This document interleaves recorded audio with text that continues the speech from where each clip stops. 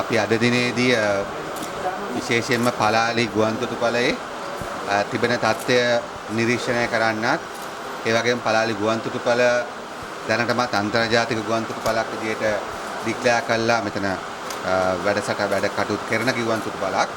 නමුත් දැනට පේන හැටියට මේ ගුවන්තොටුපළේ මීට වඩා විශාල අවශ්‍යතාවයක් ඉල්ලුමක් අපේ රටේ ජනතාවටත් තිබෙනවා. ඒ වගේම විදේශිකයන්ටත් තිබෙනවා.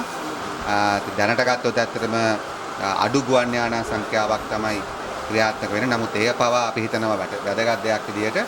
ඒ නිසා අපි මූලික තීරණයක් අරන් තිබෙනවා විශේෂයෙන්ම ශ්‍රී ලංකාවේ දේශීය සංචාරකයන්ට දේශීය යාපනයේ මේ ප්‍රදේශ ජීවත් වෙන ජනතාවට ඒ වගේම ඔවුන්ගේ ඥාතීන්ට කටුනාග ගුවන්තොටුපළට තමයි ඔවුන් දැනට එන්නේ.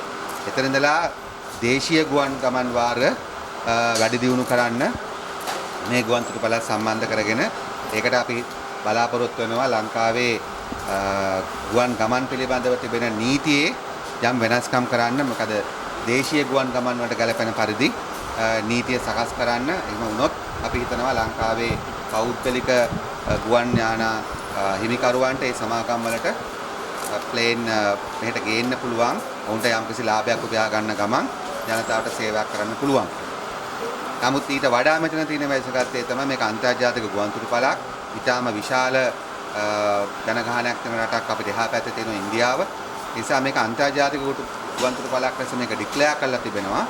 නමුත් ඒක තව දියුණු කරන්න ගොඩක් දේවල් කරන්න ඕන. ඒ නිසා ඒ සම්බන්ධව ගුවන්තොටුපළ අධිකාරියට තිබෙනවා මාස්ටර් ප්ලෑන් එකක්. ඒකට අනුව මේකේ දැන් ගත්තොත් ඔබතුමාට පේනවා මේකේ ජනතාවට ඇතුල් වෙන්න ඒ වගේම උන්ට නතර වෙන්න තියෙන ඉඩකඩේ පහසුකම් වල අඩුපාඩුවක් තිබෙනවා.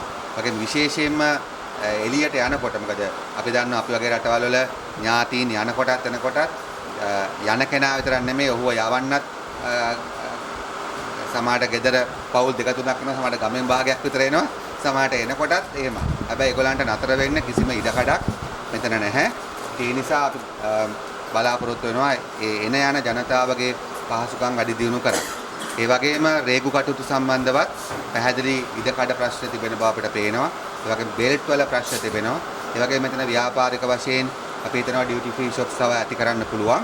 ඒ නිසා මේක ඇත්තටම මේ ප්‍රදේශයේ යුද්ධනුත් බටකවු ප්‍රදේශයක්. ඒ නිසා අපි ගුවන්තොටුපළ සංවර්ධනය කළොත් මේ ආශ්‍රිතවත් ඍජුව ගුවන්තොටුපළ තුල නෙමෙයි ආශ්‍රිතවත් අපි හිතනවා ටැක්සි සර්විසස් වලට රෙස්ටොරන්ට්ස් වලට ඒ වගේම මේ ඇතුලේ අනිත් දේවල් වලුත් අපි හිතනවා යාපනයේ ජනතාවට මේ පලාලි කේකේස් ප්‍රදේශ ජනතාවට යම්කිසි ආර්ථික වශයෙන් උත් වාසියක් ගන්න පුළුවන් කියලා. ඒ නිසා අපි මේ සම්බන්ධව මුදල් ගත්තත් අපේ ගුවන්තොටුපළ අධිකාරී සභාපති තුමාට අනුව ගුවන්තොටුපළ සතුව සඳහා මුදල් තිබෙනවා. ඒ නිසා අපි බලාපොරොත්තු වෙනවා ඉතාම ඉක්මනින් මේ ගුවන්තොටුපළ අන්තර්ජාතික මට්ටමින් දියුණු කරන්න. ඒ සඳහා කරුණු දෙකක් කරන්න තියෙනවා. එකක් තමයි විශේෂයෙන්ම ටිකක් විශාල ගුවන් යානාවලට එන නම් මේකේ අපි ගුවන් පතය මීට වඩා දික් කරන්න ඕනේ. ඒක පිළිවෙලට හදන්න ඕනේ. ඒ වගේම මේ ගොඩනැගිල්ල ඒ වෙලාවේ මම හිතන්නේ කමක් නැහැ. මෙහෙම හරි මේක පටන් ගන්න එක අපි අගය කරනවා. නමුත් අපිට ස්ථාවර ආරක්ෂිත දිගු කාලීනව යන්න පුළුවන් ටර්මිනල් එකක් අපි ගොඩනගන්න ඕනේ. ඒ නිසා බිස්නස් ප්ලෑන් එකක් එක්ක.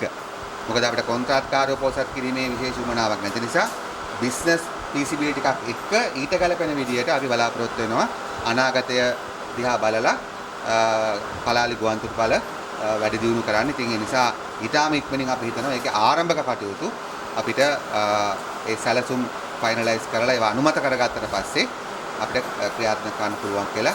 ඒ නිසා අපි හිතනවා මේක අන්තර්ජාතික ගුවන්තොටුපළක් විදියට දියුණු කරන්න දේශීය මක්කල් ශක්ති ගවර්න්මන්ට් විදියට අපි කටයුතු කරනවා.